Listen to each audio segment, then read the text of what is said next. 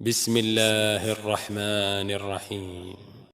Ketahuilah wahai saudaraku, semoga Allah Subhanahu wa taala memberikan pemahaman kepadaku dan kepada Anda bahwa kebahagiaan pada hari raya telah menjadikan banyak orang lupa atau melupakan urusan agama serta hukum-hukum agama mereka. Anda menyaksikan sendiri mereka melakukan berbagai kemaksiatan dan kemungkaran padahal mereka mengira telah mengerjakan perbuatan baik. Hal inilah yang mendorong saya memberikan bahasan tambahan dalam tulisan ini, pembahasan yang bermanfaat. Tujuan utamanya adalah mengingatkan kaum muslimin atas kealpaan dan kelalaian mereka selama ini.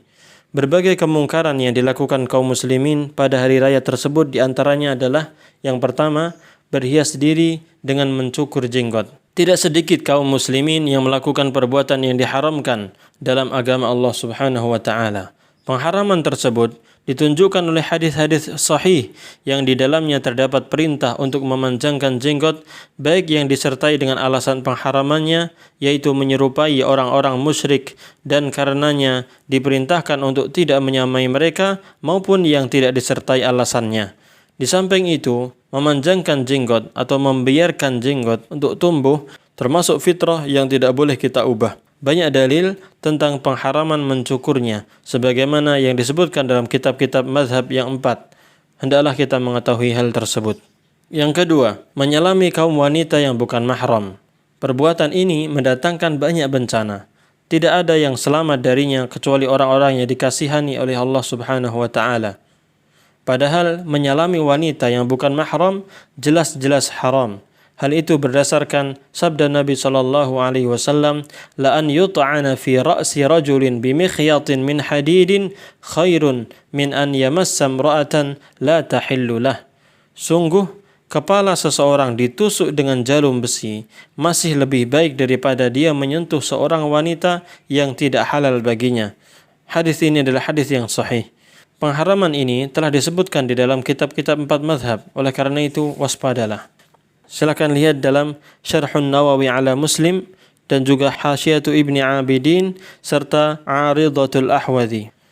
Yang ketiga, menyerupai orang-orang kafir dan orang-orang barat dalam hal pakaian dan mendengarkan musik serta berbagai kemungkaran lainnya. Sesungguhnya Nabi SAW telah bersabda, "Man tashabbaha biqaumin fahuwa minhum." Barang siapa menyerupai suatu kaum, maka dia termasuk dari golongan mereka. Hadis ini diriwayatkan oleh Imam Ahmad dari Abdullah bin Umar dengan sanad yang hasan. Didasarkan juga pada sabda Nabi sallallahu alaihi wasallam, "La yakunanna min ummati aqwamun yastahilluna al-hira wal harira wal khamra wal ma'azif." ولا ينزلن أقوام إلى جنب عالم يروح عليهم بسارحة لهم يأتيهم يعني الفقير لحاجة فيقول ارجع إلينا غدا فيبيتهم الله ويضع العلم ويمسخ آخرين قردة وخنازير إلى يوم القيامة. Akan ada di antara umatku orang-orang yang menghalalkan zina, kain sutra, minum khamar dan alat-alat musik.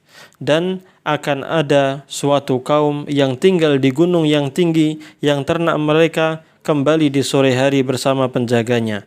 Kemudian datang kepada mereka seorang miskin untuk suatu keperluan, namun mereka berkata, "Datang saja lagi kepada kami besok." Maka Allah membinasakan mereka, menimpakan gunung itu serta mengubah yang lainnya menjadi kera dan babi sampai hari kiamat kelak. Hadis ini diriwayatkan oleh Imam Al-Bukhari secara mu'allaq, disambung sanadnya oleh Imam Abu Dawud, Al-Baihaqi dan yang lainnya. Al-Hafidh dalam kitab Hadiyus Sari berkata, disambung oleh Al-Hasan bin Sufyan dalam musnadnya. Al-Ismaili dan At-Tabrani di dalam kitab Al-Kabir, Abu Nuaim melalui 4 jalan, Ibnu Hibban di dalam kitab sahihnya dan yang lainnya. Ibnul Athir di dalam kitab An-Nihayah menjelaskan tentang kata al-azaf yang berarti bermain alat musik, yaitu rebana dan lain-lain yang termasuk alat musik pukul. Di dalam kitab At-Tadhkirah, Az-Zahabi berkata, ma'azif merupakan sebutan bagi setiap alat musik yang dipukul, ditiup, dan cara lainnya untuk memainkannya, seperti rebab, biola, seruling, dan lain-lain. Yang keempat, memasuki rumah seorang wanita yang bukan mahram.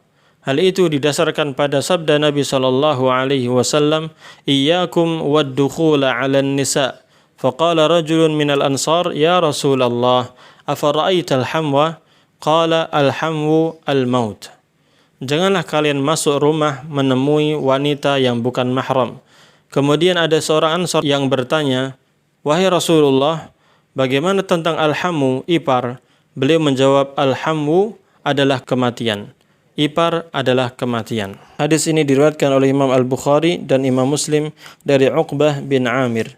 Ketika menjelaskan kata al-hamwu, Al-Allamah Az-Zamakhsyari berkata, jamak dari kata al-hamwu adalah ahma, yang berarti kerabat suami seperti ayah, saudara laki-laki, paman, dan lainnya. Sementara sabda beliau, al-hamwu al-maut, berarti bahwa ipar-ipar wanita merupakan puncak kejahatan dan kerusakan. Oleh karena itu, Rasulullah Shallallahu Alaihi Wasallam menyerupakan hal tersebut dengan kematian, karena dia menjadi tempat setiap bencana dan malapetaka. Karena ipar lebih berbahaya daripada laki-laki asing, sebab ipar termasuk orang yang dianggap aman tetapi menghantui, berbeda dengan laki-laki asing yang ditakuti sehingga selalu diawasi. Ada juga kemungkinan sabda beliau itu sebagai doa keburukan atasnya, artinya seakan-akan kematian datang kepada wanita seperti ipar yang masuk menemuinya sedang dia meridhoi tindakan tersebut. Yang kelima, tabarruj, bersolek, berdandan yang dilakukan oleh kaum wanita dan kepergian mereka ke pasar atau tempat-tempat lainnya. Perbuatan ini jelas haram dalam syariat Allah Subhanahu wa taala. Allah Subhanahu wa taala berfirman, وَقَرْنَ فِي بُيُوتِكُنَّ وَلَا تَبَرَّجْنَ تَبَرُّجَ الْجَاهِلِيَّةِ الْأُولَى وَأَقِمْنَ الصَّلَاةَ وَآتِينَ الزَّكَاةَ. Dan hendaklah kamu, wahai wanita, tetap di rumahmu dan janganlah kamu berhias dan bertingkah laku seperti orang-orang jahiliyah terdahulu, dan laksanakanlah salat dan tunaikanlah zakat. Al-Quran Surat Al-Ahzab ayat 33. Demikian juga sabda Rasulullah sallallahu alaihi wasallam, "Sinfani min ahli an-nari lam arahuma, wa nisa'un kasiyatun 'ariyatun ma'ilatun ru'usuhunna ka'asnimatil bukhtil ma'ilah, la yadkhulna al-jannah wa la yajidna rihaha, wa inna rihaha la tujadu min masirati kadza wa kadza." Ada dua golongan dari penghuni neraka yang aku belum pernah melihatnya. Di antaranya adalah wanita-wanita yang memakai baju tetapi telanjang, lagi melenggak-lenggok dengan kepala miring seperti punuk unta yang miring. Mereka tidak akan masuk surga dan tidak akan mencium baunya. Sungguh bau surga itu sudah tercium dari jarak perjalanan begini dan begitu. Hadis ini diriwayatkan oleh Imam Muslim dan juga Imam Ahmad. Yang keenam, mengkhususkan ziarah kubur hanya pada hari raya Id, membagi-bagikan permen dan makanan, duduk di atas kuburan, bercampur baur laki-laki dan perempuan, melakukan sufur atau tidak berhijab terhadap wanita, meratapi orang-orang yang sudah meninggal, dan berbagai kemungkaran lainnya yang dilakukan secara terang-terangan.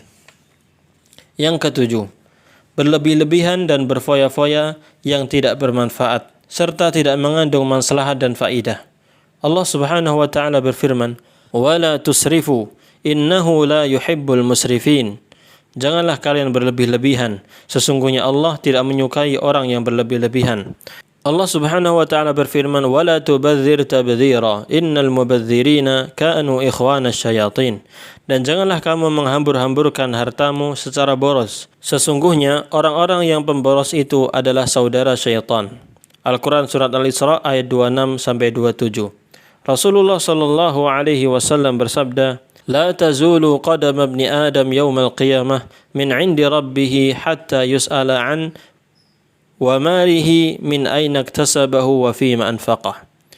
Pada hari kiamat tidak akan beranjak kedua kaki anak Adam dari sisi Rabb-nya hingga dia ditanya tentang hartanya, dari mana dia memperoleh dan untuk apa dia membelanjakannya. Hadis ini diriwayatkan oleh Imam At-Tirmidzi. Yang kedelapan, banyak orang yang meninggalkan sholat di masjid tanpa ada alasan yang dibenarkan syariat agama.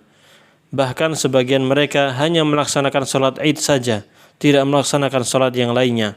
Demi Allah, ini merupakan bencana besar. Yang kesembilan, orang-orang berbondong-bondong ke tempat pemakaman setelah terbit fajar pada hari raya Id. Ironisnya, mereka justru meninggalkan sholat Id. Dan di saat yang sama, mereka malah melakukan bid'ah, yaitu pengkhususan ziarah kubur yang hanya dilakukan pada hari raya Id. Di antara mereka ada yang menancapkan pelepah kurma dan beberapa dahan pohon di kubur. Sementara itu, tidak ada dasarnya dalam as-sunnah. Yang ke-10, tidak merasa kasihan terhadap kaum fakir miskin. Sementara itu, anak orang-orang kaya mempertontonkan kegembiraan dan kebahagiaan. Mereka memakan makanan yang lezat dan nikmat. Mereka melakukan semua itu di hadapan kaum fakir miskin dan anak-anak kaum fakir miskin tersebut, tanpa merasa kasihan atau ingin memberikan pertolongan atau ikut merasa bertanggung jawab. Padahal Rasulullah SAW bersabda, "La yu'minu ahadukum hatta yuhibba li akhihi ma yuhibbu li nafsihi." Tidak sempurna iman salah seorang di antara kalian hingga dia mencintai kebaikan untuk saudaranya sebagaimana dia mencintai kebaikan untuk dirinya sendiri. Hadis ini diriwayatkan oleh Imam Al-Bukhari, Muslim, An-Nasa'i, dan Al-Baghawi. Yang ke-11, berbagai macam bid'ah dilakukan oleh banyak orang yang mengaku sebagai syekh, guru, ulama, wali, ajengan, habib, kiai, haji, dan lain-lainnya. Mereka mengaku bahwa semua itu untuk bertakarrub, mendekatkan diri kepada Allah Subhanahu wa taala. Padahal semua yang dilakukannya itu tidak memiliki dasar sama sekali dalam agama Allah.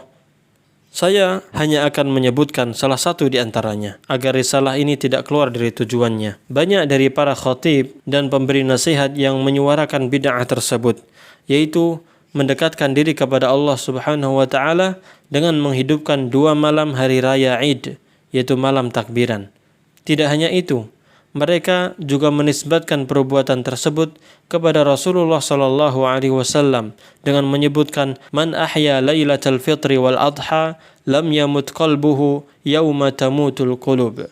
Barang siapa menghidupkan malam hari raya Idul Fitri dan Idul Adha, niscaya hatinya tidak akan mati pada hari ketika banyak hati yang mati. Hadis ini maudhu', hadis yang palsu. Silakan lihat dalam kitab Silsilah al-Hadits Dha'ifah nomor 520 dan 521. Maka dari itu, tidak boleh menyandarkannya kepada Rasulullah sallallahu alaihi wasallam. Sesungguhnya sebaik-baik petunjuk adalah petunjuk Nabi kita Muhammad sallallahu alaihi wasallam.